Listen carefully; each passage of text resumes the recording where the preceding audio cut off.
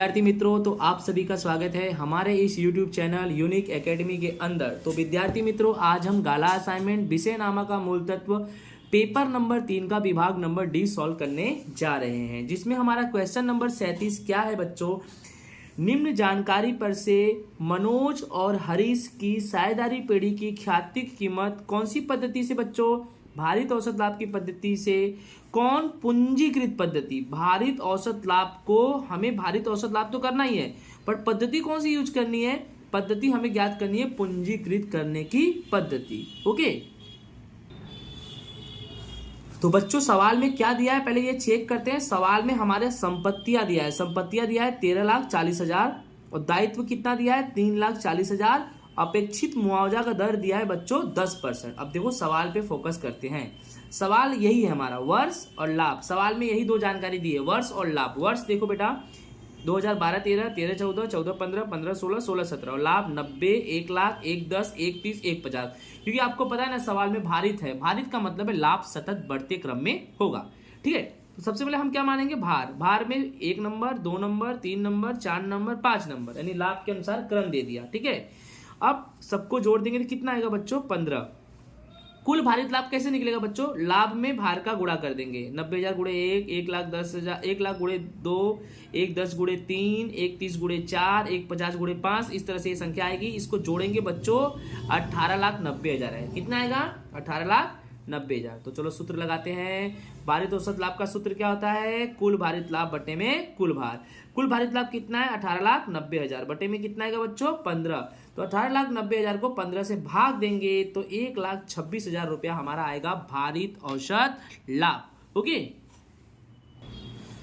Next हम पूंजीकृत लाभ इसमें ज्ञात करने वाले हैं। तो पूंजीकृत लाभ का सूत्र होता है औसत लाभ बटे में अपेक्षित मुआवजा का दर गुणे में 100। तो बच्चों औसत लाभ यानी वही तुम्हारा भारित औसत लाभ कितना निकला 1,26,000। अपेक्षित मुआवजा का दर आपके सवाल में कितना दिया है 10% और गुणे में बच्चों 100। तो इसका कैलकुलेशन करेंगे तो 12,60,000 आएगा। ठीक है, अब पूंजीकृत लाभ तो तुमने बच्चों ज्ञात कर लिया, अब ख्याति ज्ञात करनी पड़ेगी। क्या ज्ञात करनी पड़ेगी, ख्याति। बड़ा ख्याति का सूत्र, सब में ख्याति का सूत्र अलग होता है और पूंजीकृत लाभ में अलग होता है। पूंजीकृत लाभ में ख्याति का सूत्र होता है पूंजीकृत लाभ माइनस विनियोजित पूंजी। तो बच्चों पूंजीकृत लाभ तो आपका 12,60,000 है। कहां है ये देखो, आप निकाला पूंजीकृत लाभ कितना है आपका 12,60,000। लेकिन आपको क्या चाहिए बच्चों, विनियोजित पूंजी चाहिए। तो विनियोजित पूंजी भी निकालेंगे। तो विनियोजित पूंजी का सूत्र हमारा होता है संपत्तियां माइनस दायित्व। और आपके सवाल में दिया है संपत्तियां कितना दिया है 13,40,000 और दायित्व कितना दिया है 3,40,000। यानी यहां पर आपके सवाल में दिया है, देखिए संपत्तियां कितना है 13,40,000 और दायित्व कितना है 3,40,000। ओके, इस तरह से क्या करेंगे हम 13,40,000 में से 3,40,000 घटाएंगे तो हमारा आएगा 10 लाख।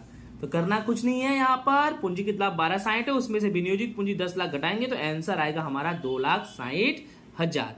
ओके, नेक्स्ट हमारा क्वेश्चन नंबर 38 क्या है कि संपत्तियां कितनी है 6 लाख, दायित्व कितना है 2,50,000, अपेक्षित मुआवजा का दर कितना है बच्चों 10%। नोट, ख्याति की कीमत अधिक लाभ के 3 वर्ष के खरीदी के आधार पर गिननी है। यानी बच्चों क्लियर हो गया, सवाल में कौन सा लाभ ज्ञात करना है, अधिक लाभ, वो भी बेटा 3 वर्ष की खरीदी के आधार पर। देखो आपका सवाल दिया है, सवाल में वर्ष यानी ये देखो 3 वर्ष दिख रहे हैं और ये तुम्हारा लाभ है। ठीक है, और ज्ञात करना है बच्चों अधिक लाभ। क्या ज्ञात करना है, अधिक लाभ। तो सबसे पहले बच्चों अधिक लाभ का सूत्र क्या होता है हम उसको जानते हैं। तो बच्चों सूत्र देखो यहां पर ध्यान से, अधिक लाभ का सूत्र होता है औसत लाभ माइनस अपेक्षित लाभ। यानी सबसे पहले हमें क्या चाहिए, औसत लाभ चाहिए। क्या चाहिए, औसत लाभ। तो बच्चों देखो यहां पर औसत लाभ का सूत्र क्या होता है, कुल लाभ बटे में वर्ष की संख्या। बेटा लाभ 80, 30, 90 है, जोड़ो 2,40,000 और वर्ष 1 2 3 है। तो बच्चों देखो यहां पर ध्यान से 2,40,000 को 3 से भाग कर देंगे बच्चों तो 1,80,000 आएगा। तो हमारा औसत लाभ निकल गया। ओके, अब आपको पता है अधिक लाभ का सूत्र होता है औसत लाभ माइनस अपेक्षित लाभ। तो अपना औसत लाभ तो निकल गया, अब हमें चाहिए अपेक्षित लाभ। क्या चाहिए, अपेक्षित लाभ। तो देखो बच्चों औसत लाभ तो हमने निकाल दिया। ठीक है, औसत लाभ हमने कितना निकाला, यहां पर आप देख सकते हो औसत लाभ आपने कितना निकाला 80,000 रुपए। ठीक है, 2,40,000 को 3 से भाग दिया तो कितना निकला 80,000। ओके, यानी हमारा औसत लाभ निकल गया 80,000।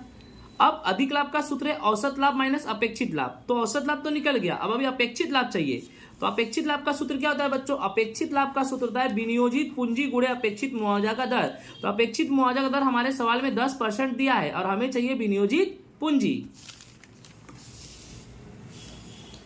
तो बच्चों विनियोजित पूंजी का सूत्र क्या होता है? संपत्तियां माइनस दायित्व। और आपके सवाल में बच्चों दिया गया है संपत्तियां कितना दिया है? 6 करोड़ 6 लाख और दायित्व कितना दिया है? 250। कुछ करना नहीं, सिर्फ यहाँ लिखना है संपत्तियां 6 लाख और दायित्व कितना है? 250। तो 6 में से 250 घटाएंगे बच्चों तो 3,50,000 आएगा। यानी हमारी विनियोजित पूंजी कितनी आई? 3,50,000 रुपए।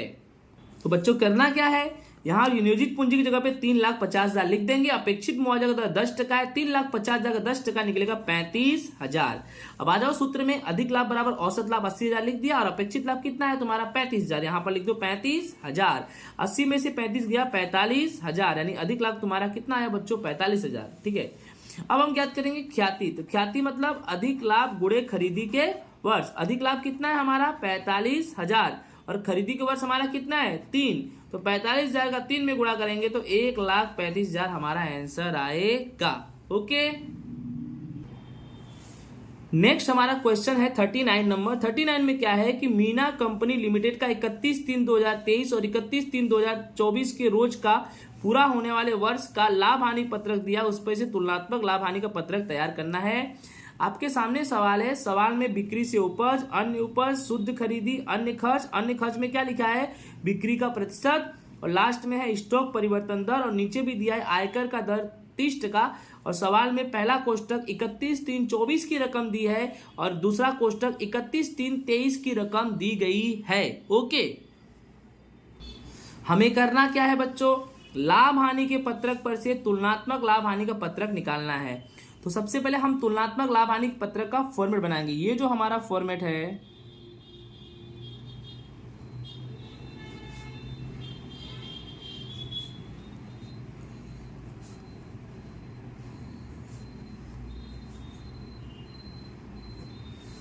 तुलनात्मक लाभ हानि खाते का पत्रक एकदम आसान है, ध्यान देना। सबसे पहले बनेगा विवरण 1 नंबर, 2 नंबर में टिप्पणी नंबर, 3 नंबर 31/3/23 रुपए में और बेटा 4 नंबर 31/3/24 रुपए में और 5 नंबर वृद्धि कमी रुपए में। कैसे निकलेगा? 4 में से 3 घटाना है। और 6 नंबर वृद्धि कमी प्रतिशत में कैसे निकलेगा? 5 में 3 का भाग देके गुणे 100 करना है। ठीक है, ध्यान से समझना। चलो पहले नंबर लिखेंगे बिक्री से उपज। याद रखना फॉर्मेट है बिक्री से उपज। तो सबसे पहले 23 वाला रकम लिखेंगे। तो ध्यान देना, बिक्री से उपज में 23 वाला रकम कितना है? 52 लाख। और 24 वाला कितना है? 45 लाख। तो करना क्या है देख लो, 52 लाख और 45 लाख। ठीक है, अब इस पे 5 कैसे निकला? 4 में से 3 घटाओ, 4 ये रहा और 3 ये रहा। तो 45 में से 52 घटाओगे तो -7 लाख निकलेगा। तो कोष्टक में लिख दो -7 लाख। अब 6 कैसे निकलेगा? ओके, अब देखो क्या करेंगे, 6 नंबर कैसे? 5 भागे 3 गुणे 100। तो 5 कितना है? 7 लाख, यानी -7 लाख। और भागे कितना है? 3। तो 3 कितना है? 52 लाख, यानी -7 लाख। यानी 7 लाख में 52 लाख का भाग देंगे, गुणे 100 करेंगे तो 13.46 आएगा। ठीक है, उत्तर भी माइनस में आएगा क्योंकि जब यही माइनस में है। सेम दूसरा नंबर है अन्य उपज। अन्य उपज कैसे करेंगे? ध्यान दो, इसमें भी सबसे पहले 23 वाला रकम कितना है? 10 लाख और ये 24 वाला कितना है? 2 लाख। समझ में आ रहा है कि नहीं आ रहा है? तो देखो यहाँ पे पहले 10 लाख लिखा और फिर 2 लाख लिखा। अब 2 लाख में से 10 लाख घटाएंगे कितना आएगा? -8 लाख। और -8 लाख में 10 लाख का भाग देके गुणे 100 करेंगे तो कितना आएगा? 80%। ठीक है, 3 नंबर आएगा कुल उपज। अब कुल उपज कैसा होता है? इन दोनों को जोड़ दो, 52 लाख 10 लाख को जोड़ो कितना आएगा? 62 लाख। 45 और 2 लाख को जोड़ो कितना आएगा? 47 लाख। अब 47 में से 62 घटाओ तो कितना आएगा? -15। -15 में 62 का भाग देके गुणे 100 करेंगे तो कितना आएगा? 24.19। ओके, अब बच्चों 4 नंबर है, 4 नंबर में खर्च आएगा। अब देखो खर्च में क्या है? सबसे पहले खर्च में है हमारा शुद्ध खरीदी। तो पहले 38 लाख है और फिर कितना है? 32 लाख। तो ध्यान देना, देखो 38 लाख 32 लाख, 32 में से 38 गया -6 लाख। -6 लाख में 38 लाख का भाग दे गुणे 100 करो 15.79। डन। ओके, उसके बाद अन्य खर्च भी आपके सवाल में दिया है बच्चों। अन्य खर्च क्या? ध्यान देना, अन्य खर्च यानी बिक्री का प्रतिशत दिया है। अन्य खर्च यानी बिक्री का प्रतिशत, यानी बिक्री का प्रतिशत हम निकालेंगे। बिक्री का प्रतिशत कितना दिया है? 22%, राइट। और कितना दिया है? 18%, यानी इसको बिक्री पे से हमको निकालना है। तो देखो सबसे पहले अन्य खर्च में ध्यान देना आपको, जैसे कि बिक्री का प्रतिशत 18% है ना, तो 52 लाख का 18% निकालो और 45 लाख का 22% निकालो। तो भाई 52 लाख का 18% निकालेंगे ना, तो कितना आएगा हमारा? 52 लाख का 18% जो निकालेंगे, ओके, तो कितना आएगा बच्चों? 9,36,000। सेम ऐसा इसका भी निकालो कि 45 लाख बिक्री है, उसका 22% निकालो। 45 लाख का 22% निकालेंगे तो 9,90,000। अब 9,90,000 में से 9,36,000 घटाएंगे तो कितना निकलेगा? -54,000। तो -54,000 में 936 का भाग दिए गुणे 100 करेंगे तो 5.77 आएगा। ठीक है। अब अपना एक और बच गया बेटा, स्टॉक परिवर्तन। स्टॉक परिवर्तन देखो माइनस में, -2 लाख, -1 लाख। तो पहले क्या करेंगे? -1 लाख लिखेंगे, फिर -2 लाख लिखेंगे। ठीक है, ध्यान देना इसमें। देखो पहले -1 लाख और फिर -2 लाख। अब -1 लाख में से -2 लाख घटाएंगे तो -1 लाख बचेगा। आप बोलोगे कैसे? देखो समझ लो कि मान लो यहाँ पर तुम्हारा क्या है, -1 लाख पहले है और फिर यहाँ बीच में भी माइनस आएगा और फिर ये भी माइनस में है। तो आप कैलकुलेटर में करना -1 लाख -2 लाख, तो तुम्हारा आंसर आएगा -1 लाख। ठीक है। अब -1 लाख का 1 लाख में भाग देंगे तो 1 आएगा और 1 का गुणा 100 में करेंगे तो 100 आएगा, यानी 100% पूरा आएगा। ठीक है। अब ये हमारा कुल खर्च आएगा। क्या आएगा बच्चों? कुल खर्च। कुल खर्च यानी क्या करना है? ये उपज है ना, अब ये कुल खर्च है, अपने खर्च को जोड़ दो पहले। देखो खर्च मतलब ये देखो 1, 2 और 3, इनको जोड़ना है। बट कैसे? इन दोनों को जोड़ना है और 1 लाख को घटाना है। तो कितना आएगा? 4636, यानी 38 लाख और 9,36,000 को जोड़ो, उसमें से क्या करो? 1 लाख घटा दो तो 4636। यहाँ भी सेम टू सेम 32 लाख में 9,90,000 को जोड़ो, उसमें से 2 लाख घटा दो, कितना आएगा? 3990। 3990 में से 4636 घटाओ तो 446 आएगा माइनस में, और 446 भागे 4636 गुणे 100 तो 13.93 आएगा। ओके, आगे देखो, इतना तो मालूम पड़ेगा कुल खर्च। अब 5 नंबर निकलेगा आयकर से पहले का लाभ। तो कैसे निकालेंगे?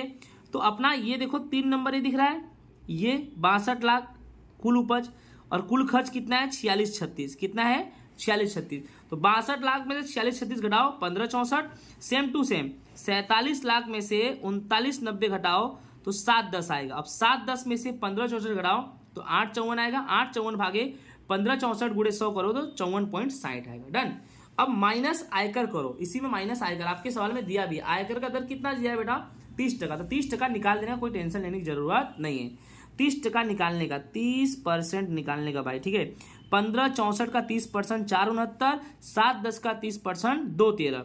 ठीक है। 213 में से 469 घटाएंगे तो 256,200 आएगा। 256,200 भागे 469,200 गुणे 100 करेंगे तो 54.60 माइनस में आएगा। ठीक है। लास्ट नंबर है आयकर के बाद का लाभ, यानी 1564 में से 469 घटाएंगे तो 10,94,800, 7,10,000 में से 213 घटाएंगे तो 4,97,000, 4,97,000 में 10,94 घटाएंगे तो 5,97,800 और बेटा टका निकालेंगे तो आएगा 54.60। कैसे? 5,97,800 भागे 10,94,800 गुणा 100 तो 54.60 आएगा। इसी के साथ ये हमारा सवाल होता है बच्चों कंप्लीट। ओके, नेक्स्ट हमारा क्वेश्चन नंबर 40 क्या है? नीचे दी गई जानकारी के आधार पर परिचालन गुणोत्तर और शुद्ध लाभ का गुणोत्तर हमें क्या करना है बच्चों? ज्ञात करना है। ये रहा आपका सवाल। बिन परिचालन खर्च 36,000, घिसाई 45,000, प्रशासन खर्च 70, बिक्री 6 लाख, आयकर का दर 30%, ब्याज डिविडेंड से उपज 46, बिक्री खर्च 60,000, बिक्री माल की लागत 3,25,000, वित्तीय खर्च 85,000। ठीक है। अब हम इसको सवाल को हम सॉल्व करने जा रहे हैं, ध्यान से देखना। ओके, सबसे पहले हमें ज्ञात करना है परिचालन गुणोत्तर। परिचालन गुणोत्तर का सूत्र होता है बिक्री माल की लागत प्लस परिचालन खर्च बटे में शुद्ध बिक्री गुणे में 100। तो सबसे पहले बिक्री माल की लागत आपके सवाल में दिया है, बिक्री माल की लागत 3,25,000, तो यहाँ पर 3,25,000 लिखा प्लस परिचालन खर्च। ठीक है। अब आपको परिचालन खर्च ये सवाल में कहीं दिख नहीं रहा है, आपको परिचालन खर्च ज्ञात करना पड़ेगा बच्चों। तो परिचालन खर्च का सूत्र होता है घिसाई प्लस प्रशासन खर्च प्लस बिक्री खर्च। तो आप चेक कर लो, घिसाई तुम्हारा कितना है? 45,000। कितना? 45। और प्रशासन खर्च कितना है? 70। ठीक है। और बिक्री खर्च कितना है तुम्हारा? 60। इन तीनों को क्या करेंगे बच्चों? हम जोड़ देंगे। ठीक है। तो देख लो ध्यान से, 45,000, 70,000, 60,000, तो कितना आएगा? 1,75,000। तो परिचालन खर्च 1,75,000 बटे में शुद्ध बिक्री। अब सवाल में आपके चेक करो शुद्ध बिक्री कितना है। तो सवाल में आपके शुद्ध बिक्री दिया है, देखो ये रहा, बिक्री कितना दिया है तुम्हारा, चेक करो बिक्री कितना दिया है 6 लाख रुपया। तो बटे में कितना आ जाएगा 6 लाख, गुणे में 100, 3 25 में 1 75 जोड़ेंगे तो 5 लाख, बटे में 6 लाख गुणे में 100 तो 5 लाख, बटे में 6 लाख गुणे में 100 तो 83.33, यानी आपका आंसर आया 83.33%। ओके, लेकिन अभी बाकी है शुद्ध लाभ का गुणोत्तर भी ज्ञात करना है। ओके, अब हम नेक्स्ट ज्ञात करेंगे शुद्ध लाभ का गुणोत्तर। अब बच्चों शुद्ध लाभ के गुणोत्तर का सूत्र क्या होता है, शुद्ध लाभ बटे में बिक्री गुणे में 100।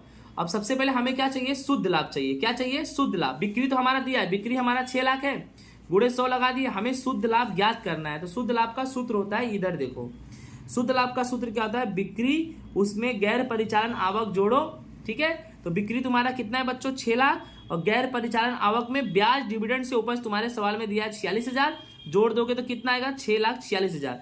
अब क्या क्या घटाना है, बिक्री माल की लागत, बिक्री माल की लागत 3,25,000 है, उसमें से परिचालन खर्च घटाओ, परिचालन खर्च आपके सवाल में 175 है, वित्तीय खर्च भी घटाओ, वित्तीय खर्च है 85,000, गैर परिचालन खर्च भी घटाओ, वो तुम्हारा दिया है 36,000। इन सबको घटा दोगे तो तुम्हारा कितना आएगा 25,000 आएगा। कितना आएगा 25,000, और उसमें से आयकर भी घटाना है, और आपके सवाल में आयकर कितना दिया है 30%, तो 25,000 का 30% निकालेंगे तो 7500 आएगा, तो यानी 17,500 आपका शुद्ध लाभ आया। कितना आया शुद्ध लाभ, तो देख लो 17,500 बटे में 6 लाख गुणे में 100, तो आंसर आएगा 2.92%। ओके, तो आपको समझ में आ गया होगा। ओके,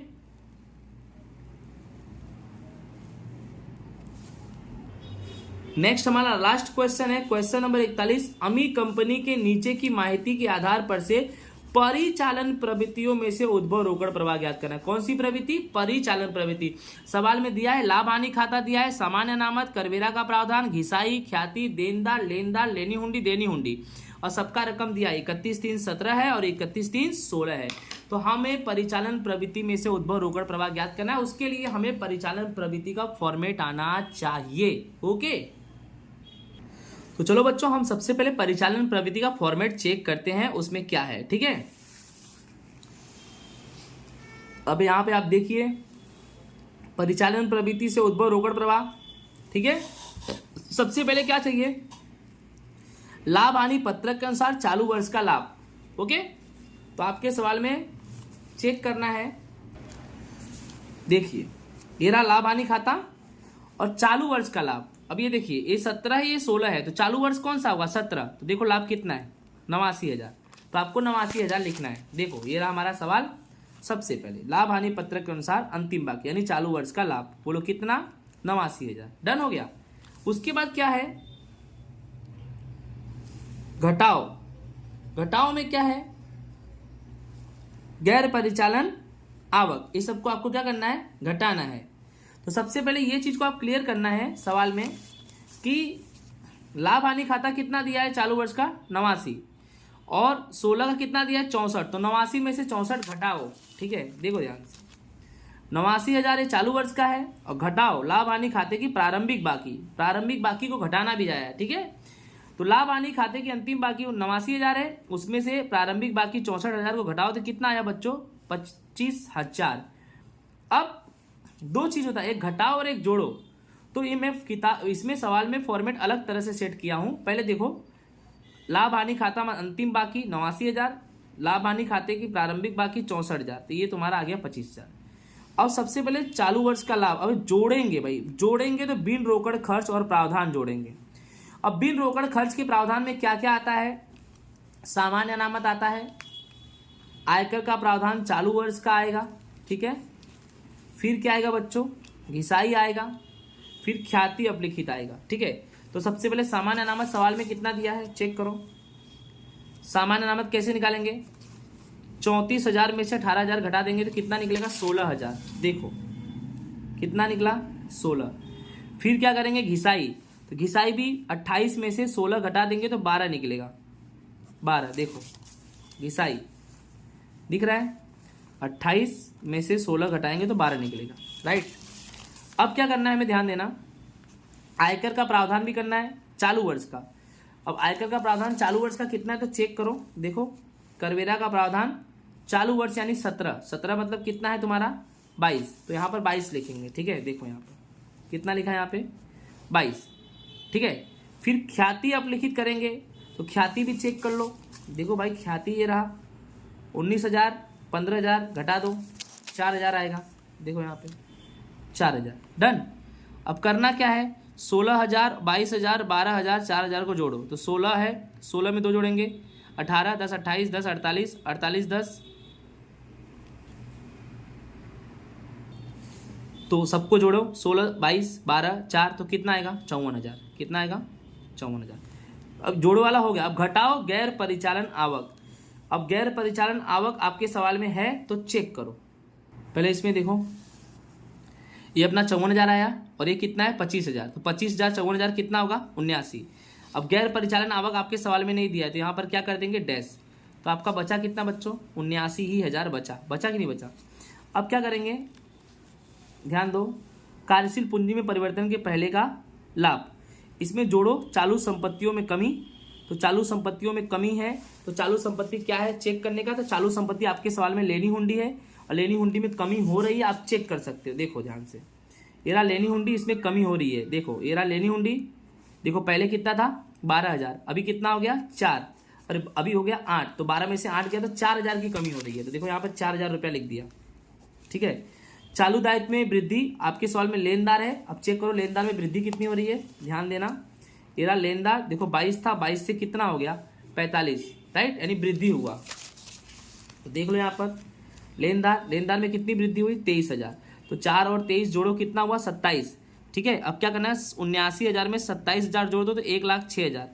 अब घटाओ चालू संपत्तियों में वृद्धि। अब चालू संपत्तियों में वृद्धि यानी देनदार। अब देनदार में वृद्धि हो रही है, चेक करो भैया। देखो यार देनदार, हाँ 18 से कितना हो गया 38। देखो यहाँ पर ये रहा देनदार 18 से कितना हुआ 38, यानी कितने की वृद्धि हुई 20,000 की, ठीक है। तो देखो यहाँ पर 20,000 की क्या कर दिए वृद्धि। अब चालू दायित्व में कमी, अब देनी हुंडी है चालू दायित्व, चेक करो कितनी कमी हो रही है देनी हुंडी में। ये रहा देखो 15,000 से 9,000 हुआ, यानी कितनी कमी हुई 6,000 की कमी हुई, 6,000 की कमी, ठीक है। यहाँ देखो कितना लिख दिया हमने 6,000। अब क्या करेंगे 20 और 6 को जोड़ेंगे 26, ठीक है। अब 1,06,000 में से 26,000 घटा देंगे 80,000 आएगा। और लास्ट में घटाओ गत वर्ष का आयकर चुकाया। आपके सवाल में आयकर कितना है गत वर्ष का 80,000, चेक करो। देखो ये रहा आयकर, वो भी गत वर्ष का, ठीक है।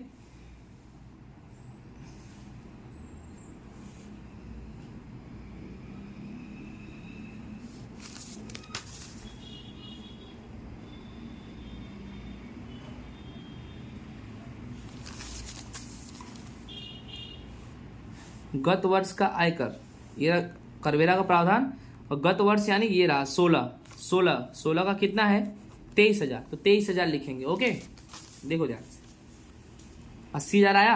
अब गत वर्ष का आयकर है 23, 80 में से 23 गया तो कितना बचा 57। तो यही है परिचालन प्रवृत्तियों में से उद्भव रोकड़ प्रवाह 57,000। इस तरह से ये सवाल हमारा है, ठीक है। अगर ये सवाल एग्जाम में आता है तो ये तो आपको करने का कोई मीनिंग्स नहीं है, काफ़ी बड़ा सवाल है। इसके जगह पे तो आप इसके पहले वाला जो सवाल मैंने बताया वो करोगे तो ज़्यादा अच्छा रहेगा। ओके।